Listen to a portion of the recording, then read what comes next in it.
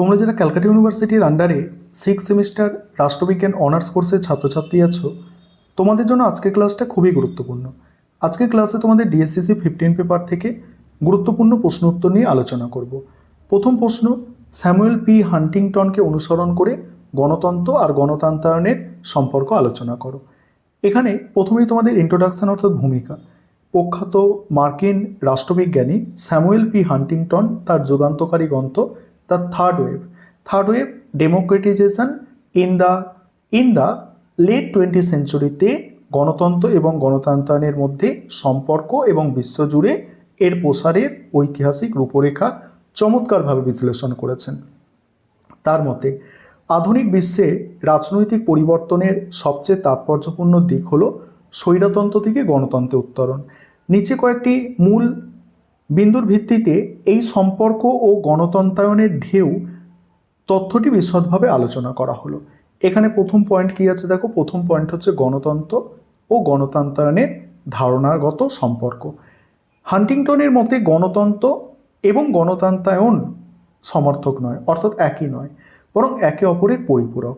গণতন্ত্র হলো একটি নির্দিষ্ট শাসন ব্যবস্থা বা চূড়ান্ত লক্ষ্য, যেখানে অবাধ, সুষ্ঠু ও প্রতিযোগিতামূলক নির্বাচনের মাধ্যমে প্রাপ্তবয়স্ক নাগরিকরা তাদের শাসক নির্বাচন করে, অর্থাৎ এটি রাজনৈতিক ব্যবস্থা যার মূল ভিত্তি হলো জনগণের অংশগ্রহণ ও রাজনৈতিক সমতা। অন্যদিকে গণতন্ত্রায়ন হলো একটি নিরবচ্ছিন্ন প্রক্রিয়া বা দীর্ঘস্থায়ী রাজনৈতিক রূপান্তর। এই প্রক্রিয়ার মাধ্যমে একটি স্বৈরতান্ত্রিক, একনায়কতান্ত্রিক, সামরিক বা রাজতান্ত্রিক সরকার ধীরে ধীরে গণতান্ত্রিক ব্যবস্থায় রূপান্তরিত হয়। সহজ কথায় গণতন্ত্র হলো একটি দীর্ঘ রাজনৈতিক পথ বা যাত্রা, আর গণতন্ত্রায়ন হলো একটি দীর্ঘ রাজনৈতিক পথ বা যাত্রা, আর গণতন্ত্র হলো তার চূড়ান্ত গন্তব্য। আর একটি দেশ তখনই গণতান্ত্রিক বলে বিবেচিত হয় যখন তার রাজনৈতিক ব্যবস্থা সম্পূর্ণভাবে গণতন্ত্রায়নের স্তর পার করে একটি স্থিতিশীল রূপ লাভ করে। তারপর হচ্ছে গণতন্ত্রের ঢেউ তত্ত্ব। হান্টিংটন মনে করেন বিশ্বের ইতিহাসে গণতন্ত্রায়নের প্রক্রিয়া কখনোই কোনো সরলরৈখিক পথে বা একই গতিতে এগোয়নি। এটি একটা সমুদ্রের ঢেউয়ের মতো উত্থান পতনের মধ্যে দিয়ে অগ্রসর হয়েছে।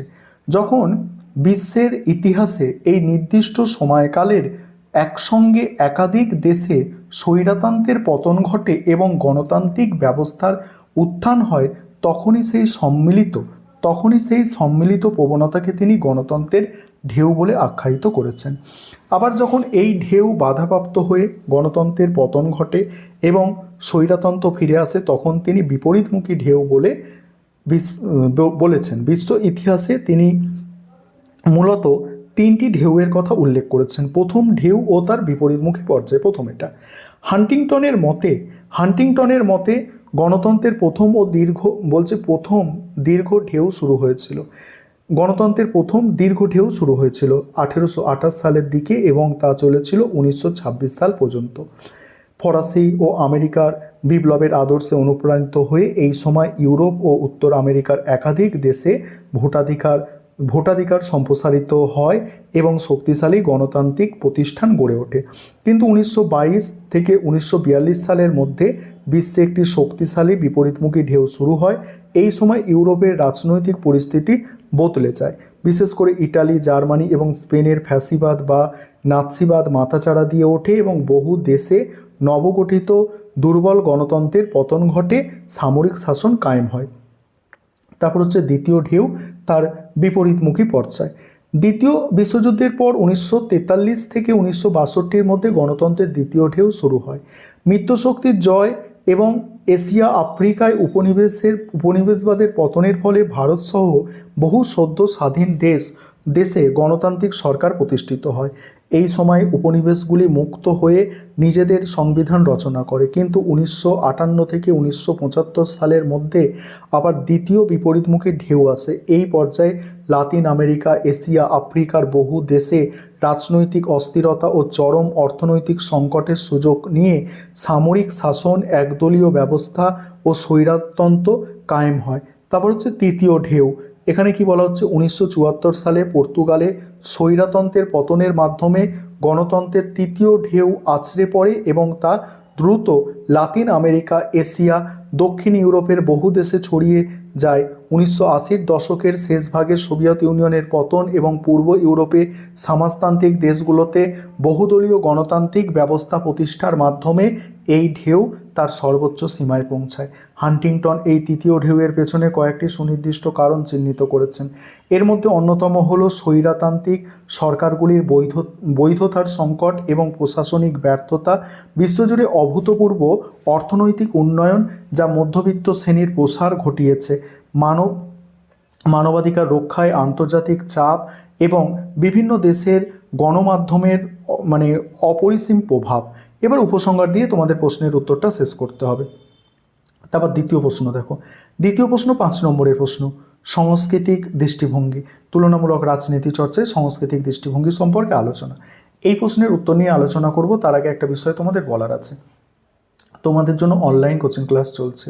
তোমরা যদি কেউ পেড ব্যাচে অ্যাডমিশন নিতে ইচ্ছুক থাকো বা আমাদের থেকে স্টাডি মেটেরিয়াল অর্থাৎ পিডিএফ নোটস কিনতে চাও, তাহলে স্ক্রিনে দেওয়া নম্বরে তোমরা যোগাযোগ করতে পারো।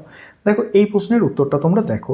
এখানে প্রথমেই দেখো কি বলা হচ্ছে, তুলনামূলক রাজনীতি চর্চায় সাংস্কৃতিক দৃষ্টিভঙ্গি বা রাজনৈতিক সংস্কৃতিমূলক দৃষ্টিভঙ্গি হলো এমন একটি আধুনিক তাত্ত্বিক কাঠামো যা কোনো দেশের রাজনৈতিক ব্যবস্থাকে অনুধাবন করার জন্য সেই দেশের নাগরিকদের বিশ্বাস, মূল্যবোধ, আবেগ এবং রাজনৈতিক দৃষ্টিভঙ্গির ওপর জোর দেয়। বিংশ শতাব্দীর 50 ও 60-এর দশকে গ্যাব্রিয়েল অ্যাডমন্ড, সিডনি ভার্বা, লুসিয়ান প্রাইয়ের মতো প্রখ্যাত রাষ্ট্রবিজ্ঞানীদের গবেষণার মাধ্যমে এই দৃষ্টিভঙ্গির তাত্ত্বিক বিকাশ ঘটে। এই তত্ত্বের মূল কথা হলো, কেবল সংবিধান বা আনুষ্ঠানিক সরকারি প্রতিষ্ঠানগুলো বিশ্লেষণ করেই কোনো দেশের রাজনীতির পূর্ণাঙ্গ বা বাস্তব চিত্র পাওয়া সম্ভব নয়। এর জন্য নাগরিকদের মনস্তাত্ত্বিক গঠন এবং রাজনৈতিক ব্যবস্থার প্রতি তাদের প্রতিক্রিয়া জানা অত্যন্ত প্রয়োজন। অ্যালমন্ড ও ভার্বা তাদের গবেষণায় রাজনৈতিক সংস্কৃতিকে মূলত 3 ভাগে ভাগ করেছেন: সংকীর্ণ, অধীনস্থ আর অংশগ্রহণমূলক রাজনৈতিক সংস্কৃতি।